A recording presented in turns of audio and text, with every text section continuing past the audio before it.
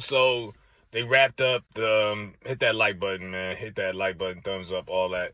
So they wrapped up the Bel Air series on Peacock Network, which, like I said, I ended up watching the series and checking it out, seeing what it was, comparing it to the original, and it's far-fetched to a certain degree, but it is a more modern version of it. I already did a video on the pros and cons, what I didn't like about it, but they did the season finale this past week, and surprisingly, I'm watching it, and I'm like, hold up, is that Marlon? I'm like, Marlon Wayans? Now, Marlon's last serious role was, he was in that Aretha Franklin movie, Respect. And with all due respect, I couldn't get through that movie. I couldn't sit through it. Marlon was talking all proper, and the storyline was just all over the place. I'm like, man, Aretha's rolling in her grave. But he did that. He's trying to cross over, kind of like Jim Carrey and some of these other comics have done. So Marlon really showed people his skill set, his range, that he can act. He's more than just jokes. And he's playing Will's father in this, which is random. Don't get me wrong. I was sitting there scratching my head too. Like, really? Like Marlon? You know what I mean? But once you get past that fact that it's Marlon, and you just look at it, he did a pretty good job. Now, does it live up to the emotion and that iconic scene from the original? That's like one of the top 10 most saddest moments in TV history. The whole, why you don't want me, man? And then Uncle Phil embracing them, like they don't equal up to that. They didn't even get to that point. And I think that's why I'm kind of confused why they chose to make this episode the season finale. I think they rushed a lot of the scenes in this series. They took a lot of stuff, obviously, from the first sitcom, but they rushed a lot. Like, you got Nia Long's character, Lisa, featured in the first episode. And I'm like, man, Lisa didn't come on until like season 3, season 4. Like, what the hell? Same thing with Will's dad. I think it was like season 3 when they did that. It took a while for them to build up. They didn't really speak on Will's father when the Fresh Prince first came out. That was like no man's land. Nobody brought that up. But they're rushing. I'm like, well, damn, if they keep going at this rate, at this pace, what are they going to talk about come season 2 or season 3? They're using all the storylines prematurely, I believe. They're rushing through it.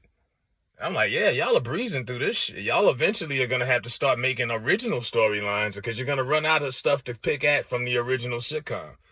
But yeah, it wasn't a bad show. I've seen way worse. Entertaining.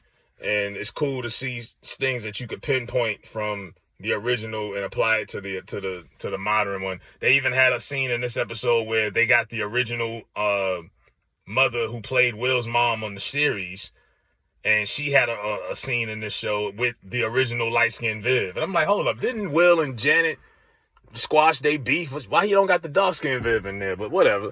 And of course, I really don't care for what they're doing with Ashley. They got Ashley. They're using poor Ashley, little Ashley Banks as the LBGT propaganda character in this one. And the original Ashley was always really conscious.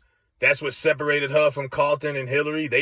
Even though they were born in Philly, they grew up in Bel Air. Ashley was born and raised in Bel Air, and she had more consciousness about her than any of them.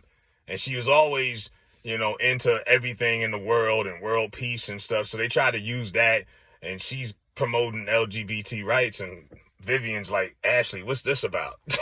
Like, you could talk to me about anything. I'm like, they really gonna go with this, so man, this is modern TV, so yeah.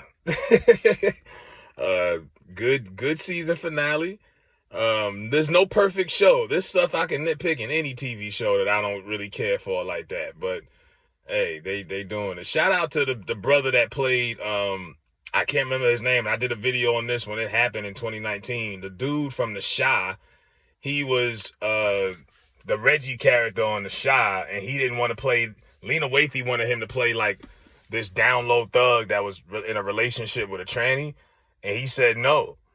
And he turned it down. Like, he didn't come back for season 2 or whatever. They discontinued his character, wrote him off TV. Well, now he's on Tommy's show on Power. So shout out to him. I said, yo, that's dope. They brought him from The Chi. Now he's on another show in Chicago. That was pretty cool. So some people are really starting to get their flowers like they deserve. But Yeah, I give credit. This show is not as bad as I thought it was gonna be. I usually don't like people messing with classics, but I could deal with this, I guess, because it's a series more so than a film. I think if this was a movie, it would have been way horrible. But for a series, if for what it is, it's not bad. It's be a little emotional at times, but it's not a bad series, in my opinion. Let me know what y'all think if y'all checked it out, what y'all thought about Marlon's acting and all that in the comment section.